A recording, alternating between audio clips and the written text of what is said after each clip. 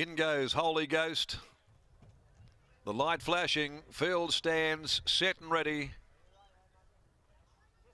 Rope them in as the odds-on elect. They're off, they're racing.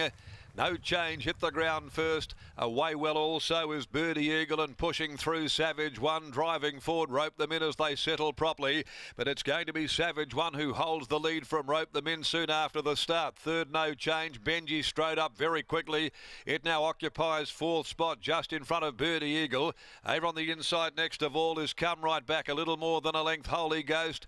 Then on the rails came Classic Rogue. Back in the field, Western Night. Stormy Tawny with only the one behind it, Candlelight Supper. Up onto the top of the course they go at the 800 mark. Savage One pilots the field and drew a length and a half over the favourite. Rope them in. Benji's with a forward move early. Came out three deep in the pink silks. Back on the rails, No Change. In behind those next is Birdie Eagle, followed by Western Night, tracking Benji's along the side of the course. Almost 2 lengths further back is Come Right Back. It's back there in the field. In company as well with Holy Ghost as they come around the turn. Still well off them, Stormy Tawny. And then Classic Rogue last of all. Candlelight Supper. Rope them in is about to join Savage One.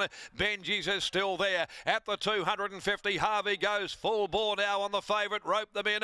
Drew a length and a half to Savage One. They gap Benji's very quickly. It's Rope them in down inside the last 100 from Savage One coming away. He's in front more than a length clear. Rope them in, and Rope them in wins again from Savage One. Third home Birdie Eagle just in front of Classic Rogue, who hit the line well. Then Benji's behind them. Holy Ghost, Come Right Back, No Change, a gap. Stormy Tawny, who never fired a shot, neither Western Night for that matter, and always back there towards the tail, Candlelight Supper. Rope them in. Paul Harvey aboard. Positive ride by the Pontiff. Had him right there, sitting over the top of the speed. Kick clear from Savage One, and nothing making any impact at all from back in the field. And the two, Rope them in, justifies the 180 favouritism to take out race number 7. That's his third win from his past 4 starts. The second of the Playing Gods to win here this afternoon. We saw the exciting 2-year-old West Star demolish his rivals in the opening event for the Simon Miller stable today. 2, 7, 4 and 5. Interim numbers here, 2, 7, 4, 5. Rope them in first. Second, 7, Savage One. Birdie Eagle, number 4, weighs in third. And Classic Rogue of the Beaten Brigade, the only other horse to make any serious ground over the final part. The winners out of lead rope for Steve Wolf, Reg Webb, Jose Monterrubio, T. Fassam, Artan, Leith Patland, Annie Jones, Brad Willison, Gary Dickey, Noel Carter, PN Carter, the Trust Circle of Trust Syndicate, managed by Pete Kerr and prepared by Steve Wolf with Paul Harvey in the saddle. He did it comfortably at the finish, Rope them in. 7, Savage One by God Has Spoken out of Futurism. Adam Durant, Joey Has a Party is second home. Birdie Eagles by My Admiration from Kapita Mack, and ridden by Brad Parnham for Neville Parnham.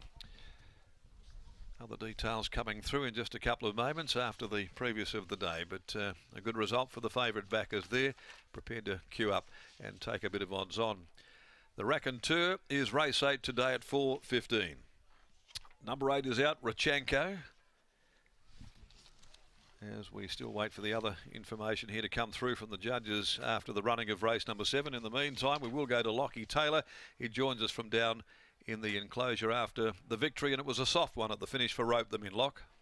Absolutely, Darren. And the boss isn't here. He's not on course. He's on holiday, believe it or not. Steve Wolf, he's left the camp and didn't actually tell the camp where he's heading. Yeah, that's correct. He just said he was leaving Tuesday, be back Tuesday, maybe Wednesday, and do your best, really. In classic Wolfie fashion, we'd expect nothing less from him, but this horse, Rope them in, he's always had plenty of time for him, and he's really putting it together this campaign. Yeah, he has. He's really developing, and even next prep he's still got room to develop and should come back bigger and stronger. He only raced 7 days ago. How's the last 7 days been for him at the farm? Yeah, it's been beautiful. He's pulled up like he hasn't even gone around 7 days ago. Just kept him ticking over, kept him well. That's the beauty of being in Albany. We can just keep him fresh, keep him down the beach, and yeah, it's good. Now I know Wolfie has always been keen to stretch him out to a mile, but hasn't been all that sure as to whether he's a sprinter or a miler. Do you know if he potentially heads to a Belmont Guineas in a couple of weeks' time? No, he's due to go for a spell, and we'll bring him back for the spring. In the next, you saddle up Brave Spirit. What do you make of his chances?